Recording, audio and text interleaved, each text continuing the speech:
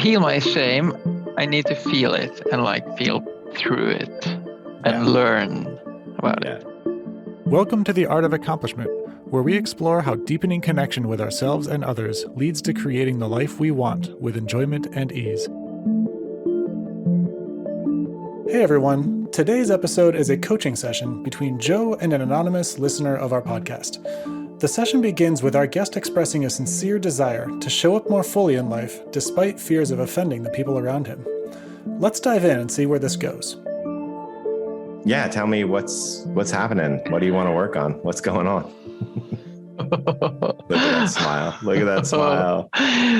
Oh, I've been doing my best to find out where I'm stuck. Mm-hmm.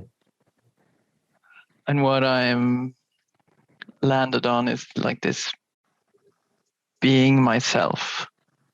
And how do I do that? For example, at work, how do I interrupt people? How do I say what I want without it feeling like I'm attacking them? Just feeling like it to you or feeling like it to them? What do you mean? My projection, I guess. Okay. There's actually something that you said before, which is really interesting to me. You said, I'm trying to figure out how I'm stuck. Yeah.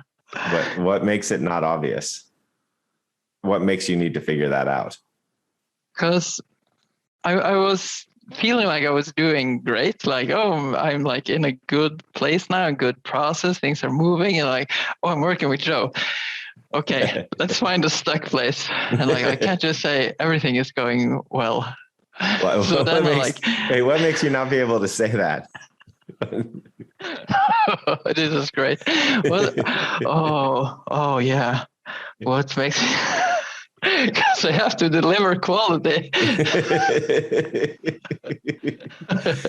So it's the same thing. It's the same thing, right? Not being able to say what you think, whether it's positive or negative, whether you think you're interrupting or whether, I'm wondering, are both of them around quality? How is your mind conflating, if at all, quality and being polite or quality and offending people? I'm sure you're onto something, because now my mind just went ooh. Quality, I want to deliver quality, or maybe I have a should. Mm-hmm.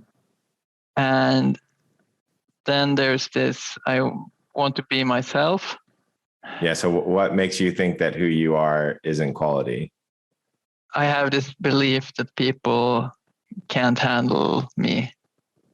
I'm confident within myself, I know shit, I know stuff. I'm good at my work, for instance, and but people get offended and. Okay, so who has provided quality who hasn't offended people? Can you point to one person? The person, I felt like Martin Luther King was the name that showed up. Oh, he offended the heck out of people. Yeah, and I know so little about him. I know so very little about him. There was a whole bunch of white folks who were totally pissed at that dude. Yeah, you're very right. Maybe he showed up in my mind because it's so clear, like the clips I've seen from his speech. Yeah. He's just himself 100%. And that's what I'm scared of. You say it's about quality, but let's go back to the question. Who has delivered quality who hasn't offended people? Who has delivered quality? No one. I can't. No, that kind. No. So people popping up in my mind. It's a bit of a trick question because, who do you know who hasn't offended people? Now that you say it like that. So what makes me want to? Well, let's say I could do it. Let's say there's a button and we could push that button and you would never offend anybody again. Yeah. Would you want me to push that button? There's a hesitation. Yeah, right. Yeah. First there's yes, and then quite quickly no, but then I can't be myself, or I can't say my meaning or do my work. What would it look like if you couldn't offend anybody? Like, that's it, button pressed. Well, there's two versions. The one where I'm like going out being an ass to everyone, and like they're all okay with it. Like, oh, okay. But then it's like they don't accept me. They can't. They just ignore me. So they don't deal with me. Yeah. So I mean the other way, meaning that the other way, where like when I don't do anything, well, then I'm not myself. Beyond who you are, literally, what would it look like? Oh, it would look like what I'm trying to do, like being this completely different person to everyone. And then, but then like once two people other than me gets in the same room with me, like it collapses because I can't, I can't please them both. Yeah. Right now, say something that you are absolutely 100% won't offend me. You have a blue sweater. Right. So that's a pretty good guess, but there's definitely somebody who would be offended if you said you have a blue sweater. There'd be How would they be? Maybe some fashion person's like, this isn't blue, this is periwinkle. You stupid oaf. Like, I put hours into this sweater so that because it's periwinkle and you just call it blue. Like, you don't understand my genius of fashion. It's periwinkle. Yeah. Somebody somewhere is going to be offended that it's a blue sweater. Maybe it's like a Crip and a Blood, right? Like, I don't know. Like, wearing blue could be offensive to some group of people on some, Yeah. Now, like, I got afraid. Oh, is it a sweater? I can only see like your shoulders. Right.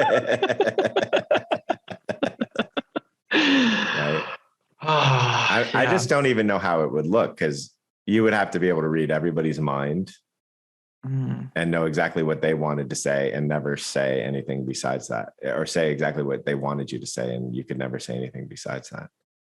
Yeah, that doesn't leave much. But feel it for a second, like literally feel what it would be like to walk through the world only saying things that you knew. It's like I'm disappearing. It's like I'm meeting someone and there's no me. There's just like a reflection of their wants and shoulds. Yeah. Even that would be tricky, because a lot of people get really pissed when you reflect who they are back to them. Yeah. That's true. Yeah. So what percentage of the time do you want to not offend people? Well, I don't want to offend everyone all the time. That would even be hard. That would also be impossible. Yeah. Like, you can't, the most offensive people still have fans. Yeah, and they're doing their best. Okay. Well, do not offend. If you could control it, which you can't control, how would you control it? What would be the exact dial setting you would put towards your offending of others, since it's not no offense? Okay, I want to not offend others somewhere above 50%. Okay, so the dial would be, I can offend people 50% of the time, but 50% maximum 50% of the time. I can offend, yeah. Okay, so let's look at that. Let's see what that would actually be like. Let's say there's somebody who's just offended by everything. So how would you deal with that? Like, then I would have to make up for it with someone else. Okay. Because then that person, okay, you're 100% offended. Right. Then I need to find someone to get, Name a person who you think operates in the world with a greater 50% offense rate. Okay. I'm thinking, going through people at work. So just so you know, somebody's offended by you currently listening to this podcast, but go ahead. He laughs too much. He's not going. No. Oh, yeah. And you smile. Notice you smile. You actually kind of laugh at it. Yeah. Oh, it's so mixed. Yeah. So part of me is smiling at all of this. Yeah. Okay, so who has the net 51 or greater net offense average? Like I'm thinking of a just that it's that difficult tells me, even if you are right, just that it's that difficult tells me that the probability of you being that person is pretty low by just being who you are. Yeah. And also, if I can think of someone, I realize, but that's just my relationship to that person. Correct. That's right. Yeah. And also, like, when I stop to think, like, I know I don't offend most people most of the time. Right. Right. Even somebody like the most offensive politician that you've ever seen, like somehow or another gets close to 50% of the votes. Yeah. Right. And even if people aren't voting for them, doesn't mean they're not offended by them. They might find it humorous or disturbing, but maybe not offense. If you had to choose, okay, you could be yourself or you could offend people 51% of the time. Like you either have to offend people 51% of the time and be yourself, or you have to be yourself and offend people 51% of the time, right? Or not be yourself and therefore not offend people 50% of the time. How? Yeah, if I got that correct, like, my gut tells me I want to offend people then. Okay, yeah. I want to be fine with it.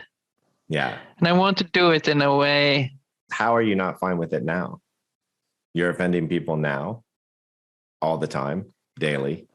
And yet you are sitting here talking about it because that might offend people more. You're doing this podcast and that's going to definitely offend some people. So how are you not fine with it currently? Okay. I'll play. I'm fine with it now. So then I'm curious. So what happens today in a meeting? Like someone was talking too much and like I'm confident with myself. Okay, I have the information I need. I want to stop this meeting. And I did eventually, but like there's this, no, I can't. She's in the middle of a sentence. Oh, then there she started another sentence. And then, okay, I'll just wait I'll wait some. So what happens then? What makes me lose this? Yeah, that's a great question. So what's the emotion you're trying to avoid in that moment? Anger. Her anger? Fear first and then anger came up. Okay. So the fear you're feeling because you're scared to interrupt her. Yeah. So you're scared that she'll get angry, and then what will happen to you if she gets angry? What's the internal feeling you're trying to avoid? Well, like then my mom showed up. So what is it? What's the feeling that comes in you when that person gets offended? Oh, there's this unconnectedness. I'm shut out. Yeah, often shame is what that feels like, but we'll just say unconnectedness. So somebody gets that. Shame makes sense. Yeah.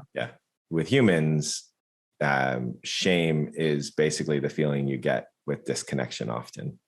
Like a little kid with a whole bunch of aunties, and the little kid farts, and the aunties, oh my God, I can't believe that you farted.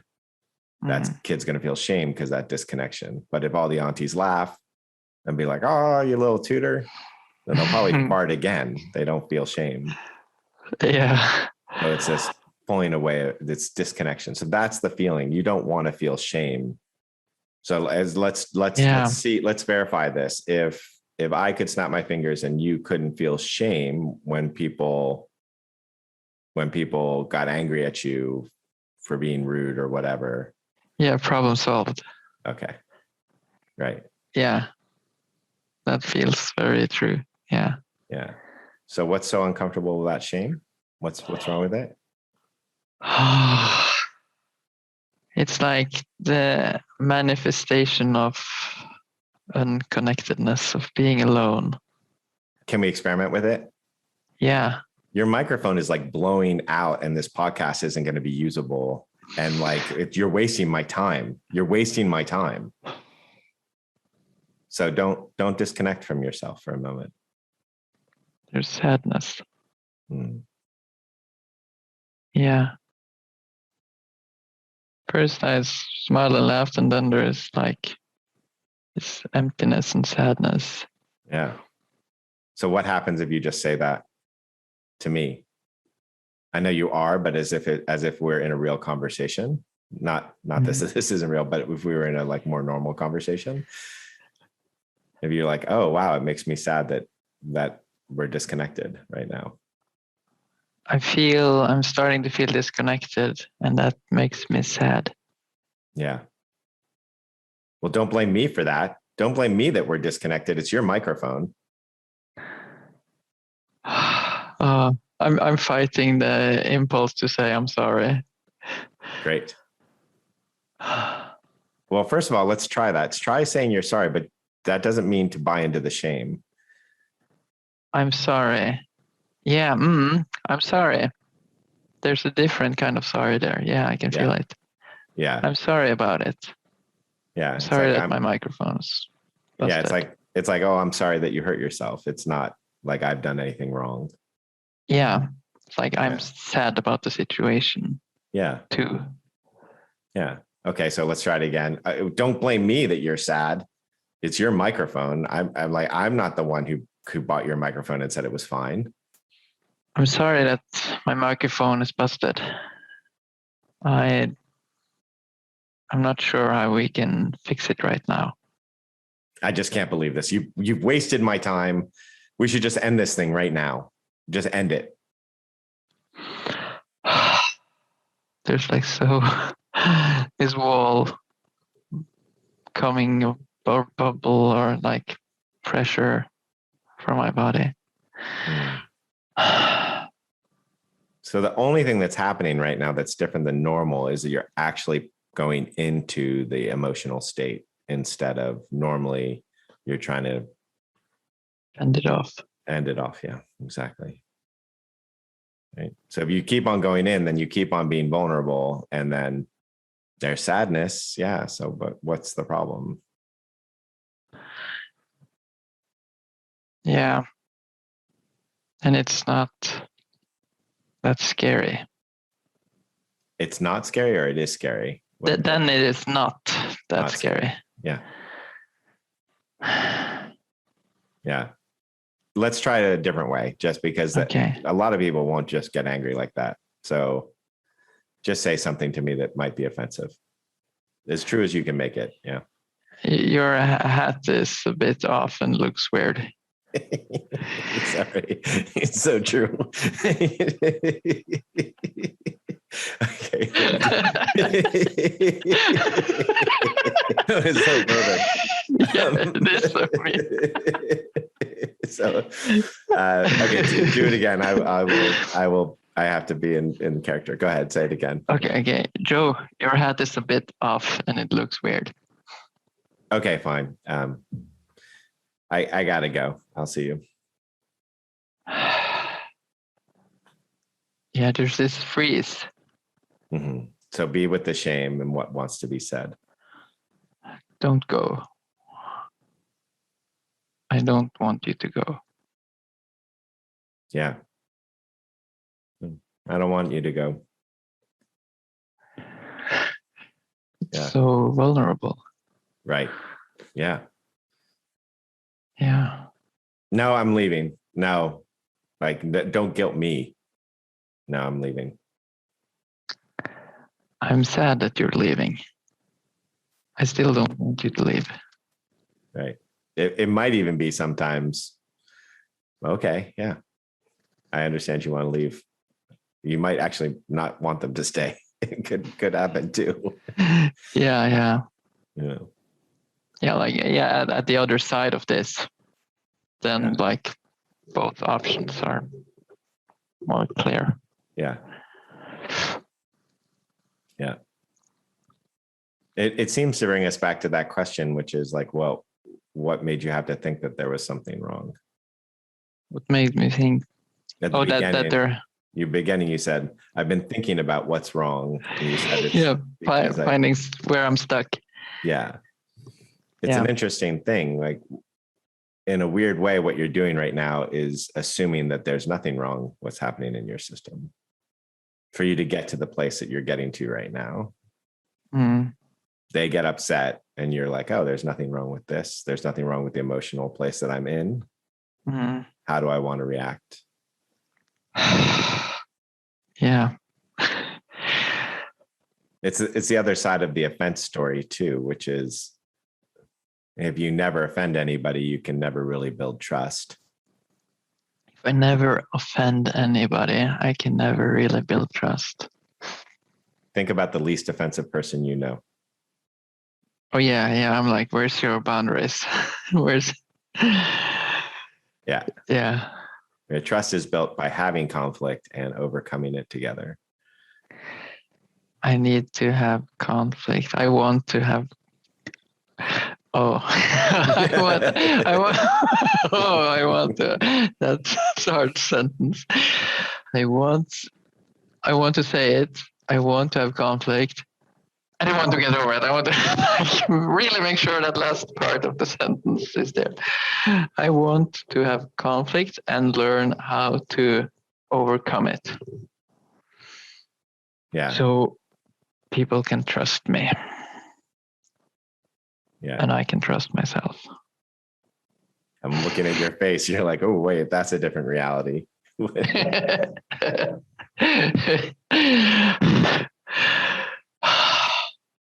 Yeah. Yeah. Like the most trustworthy people are not conflict avoidant when you just look at them in the world. Like the best CEOs that you would trust to put your money in aren't conflict avoidant. The best social activists aren't conflict avoidant. The best doctors aren't conflict avoidant. The best CPAs, whatever it is. The best friends. Yeah. People who tell you what they actually think instead of trying to make you happy. Those are the ones we value. Yeah. So then it's like, okay, I'll go back into the world and I'll make some conflict. Yeah, you don't even have to make it. It's just what's going to happen if you are human. Yeah. That seems to be the course of humanity. We have conflict. I'll accept conflict and feel into it and through it. And then it's like some friends won't like it as much as others. Correct. Here's a weird question. How else are you going to heal your shame? How else am I going to heal my shame other than conflict? Other than conflict. And distancing myself from some friends in the process. Maybe. Yeah. Who knows what they're going to do? That you can't control that. Okay. And my belief. You're going to risk it for sure. How am I going to heal? I know it's always a good spot when I like lose all thought. So the question is, how else could you heal your shame? How else can I heal my shame? If it isn't inviting conflict, what's another approach? To heal my shame, I need to feel it and feel through it and learn about it. Yeah. And so then there would have to be another way than conflict for me for my shame to get triggered. Yeah. Brilliant. I guess I could shame myself. I don't know, if I'm in a desert, I could project like my parents or something. Right. Well, you are doing that. Yeah, I'm already doing that. Yeah. The broader point here is that if you love the shame, invite the shame, can't wait for the shame, because that's the chance to get to know the shame better and to integrate it. It's not to get rid of it, because if you love it and you want it, then you're not getting rid of it. If you see shame that way, as just a signal that you're disconnected, then it's like having a constant reminder whenever you feel disconnected. And so it allows you to reconnect. It's an amazing feature. Like when you said that, my comment about your hat showed up, and I felt shame about it. It's a pretty ugly hat. It is. It's very American. Do you see the creases right here? It's because my head is so huge, and it's like clearly sun bleached, and it's crooked. It's my offense at the hat is about me. So this is the other point about it, is like, you want to take away my healing journey. How do I know you're just not stuck? How do I know you'll actually heal? Oh, correct. You don't. That's not your business. Okay. But I take away your opportunity. Correct. If you look at Tibetan teaching, like one form of the Tibetan teaching, they take the monks in, and the first stage of the teaching is we're friends, and you build this deep connection. And then the second stage of the teaching is they do everything they possibly can to offend the student. Is the student informed up front? No, of course not. Okay. Because if I offend you, then I am pointing to an ego that still is running your life.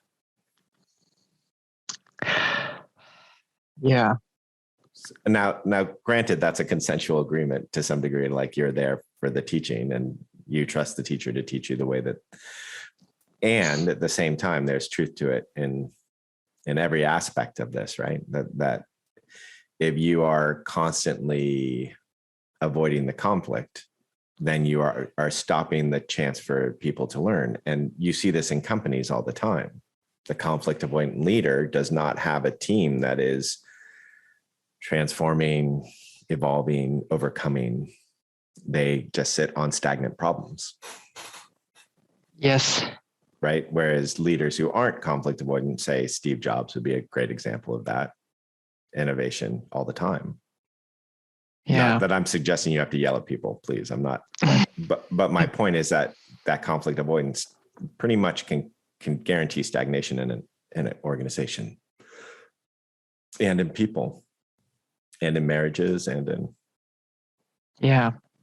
So just to weigh this out, you can be yourself, and you can heal your shame, and you can give the opportunity for other people to grow, and you can have a non-stagnant life, or you can try to not offend people, and you can not heal your shame, and you can prevent the opportunities for other people to grow, and you can have a stagnant organization. I'll take the first one. Right. The choice is quite obvious. However, we don't make choices logically. We make choices emotionally, right? So if I take the emotional center out of your brain, then you cease to make decisions. You spend, half an hour deciding what color pen to use. There's great neuro research on this. So it's really not a logical decision. It's just, I don't want to feel that shame. That's it. Yeah. And then we even turn that into a spiritual bullshit thing where we're like, I'm not doing as good spiritually because I'm feeling shame. I'm not making progress. There's all sorts of great reasons we have to get rid of our emotional states, whatever they are. You said like, this is scary as shit. I wouldn't do it. You said like, choosing what color something, and I wanted to joke about or choosing what color hat to use. And then I like. Then I would feel shame. Like, I should say it, or like to say it. So yes, I just did. Okay. You heard it. Oh yeah. And also, like, I felt shame for not saying it because I'm not being a good coachee or whatever it's called. Right. So this is where the voice in the head shows up. It's like, if you get mad at me, then I feel disconnected. And if I don't be myself, I feel disconnected. If you get mad at me, I feel disconnected. Or if I'm not myself, I feel disconnected. Right. It's a lose-lose. It's a lose-lose.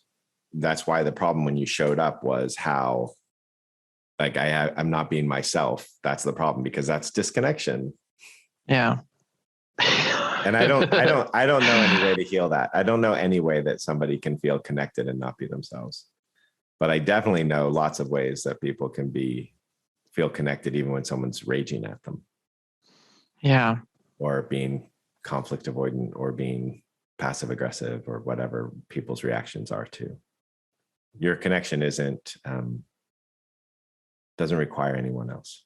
My connection doesn't require anyone else. Yeah, I'm thinking about my daughter. She's a good teacher. Like she gives me a lot of practice. Yeah. Yeah. How old is she? 3.5. Oh, yeah. So she's like, yeah. Do you remember in the early days where you were like flustered and she would do something like say, I love you? What's flustered? Agitated, like you would be a little amped up or agitated or disconnected. And she would like come over and say, I love you, daddy, or do something to create connection between the two of you. Do you have recollection of her doing that? I have one recollection that comes to mind where she like, I got mad because she spilled milk a couple of weeks ago. Yeah. And she suddenly got very solution mode. Yeah. Yeah. Surprised. I'm like, oh, whoa, that's some great problem solving. Yeah. Right. So that's how she's found to find connection with you. She has started to realize at 3.5 that the way to get connection with dad is to solve problems, to help him solve problems. Ouch. Right. There's a great book called Parenting by Connection by Patty Whiffler.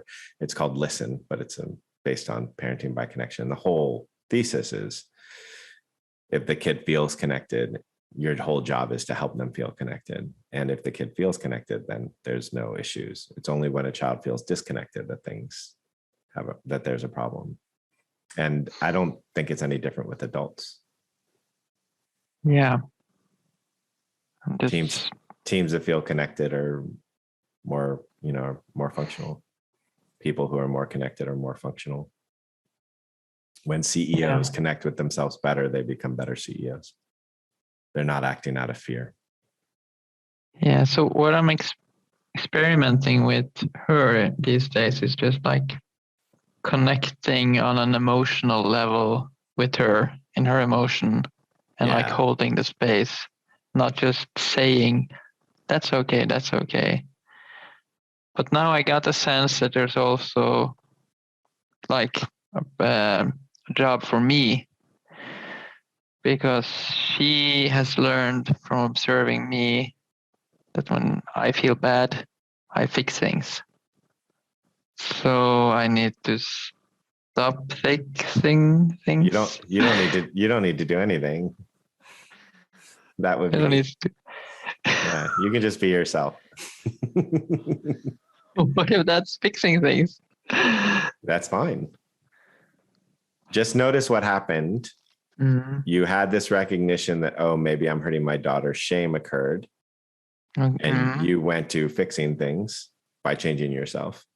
Yeah, it happened just now. Just now, instead of sitting with the shame and the sadness, as if that's not going to solve it quicker than.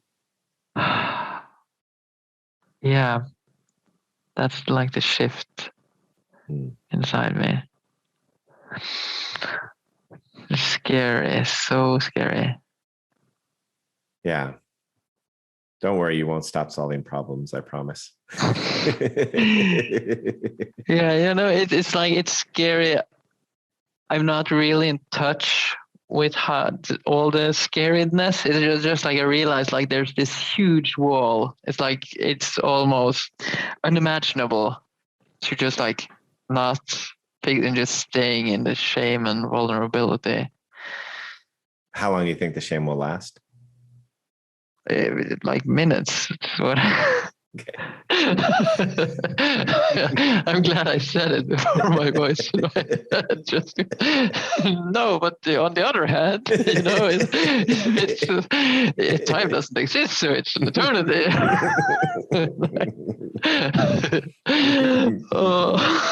But I don't want those minutes. No, yeah, well, I want them.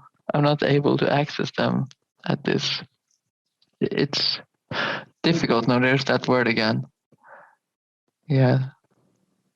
It's hard. It's scary. I need to exercise. Reps help. Sure. Reps. Yeah, but Need shame reps. There's no chance. No, that's fixing myself. Is it? It depends on the approach. Is taking a walk every day fixing yourself? Or is it just more enjoyable? Yeah, because I'm creating this like meta loop, like, yes, I shouldn't fix myself because that's yeah, and then everything becomes wrong. Damn. Right. That's what happens when you don't feel the shame. What happens? Everything becomes wrong. Oh, when I don't feel the shame, when I avoid the shame, everything feels wrong. Yeah. I don't understand the logic, but I do understand it somehow. Yeah. Yeah. Yeah. So you get it in your body and your brain hasn't caught up yet. That's totally standard. So just to help with the mental part of it. If you're avoiding shame, if you're avoiding being yourself, then there's always a reason to be shameful. If I'm avoiding shame, then I'm also avoiding being myself, which is disconnected. Again, which is disconnected, and then more shame loop. Yeah, that's it. Yeah, so I'm making it worse. Yeah, so you're either looking around the room trying to figure out how not to feel shame, which is a disconnection, which creates shame, or you're saying something that's not true so that you don't get somebody upset, so you can avoid shame. So that creates shame. Yeah. Yeah. Whereas if you embrace it, then what's to avoid? Then you just be yourself. When I embrace it, it flows through. Yeah. If you're happy to embrace shame, then what would stop you from being yourself? If I'm happy to embrace shame, well, there's not much left. And there's just me. Hello, I'm offending you, and I'm feeling this shame. Yeah, I won't say, I'm not shameful. Oh, but I am shameful, and that's okay. Yes. Yeah, and then then what? Then just life. Yeah, then there's just life. Wow, that was incredible. By exploring triggers and feeling into the shame that underlies conflict avoidance, our guest finds that he can stay in connection with himself, even when others are angry with him or offended. I was particularly touched by the moment of insight into how these patterns show up in connection with his young daughter, which really demonstrates how exploring an issue we see as impacting our daily work life can end up having intergenerational relevance. Thanks for listening.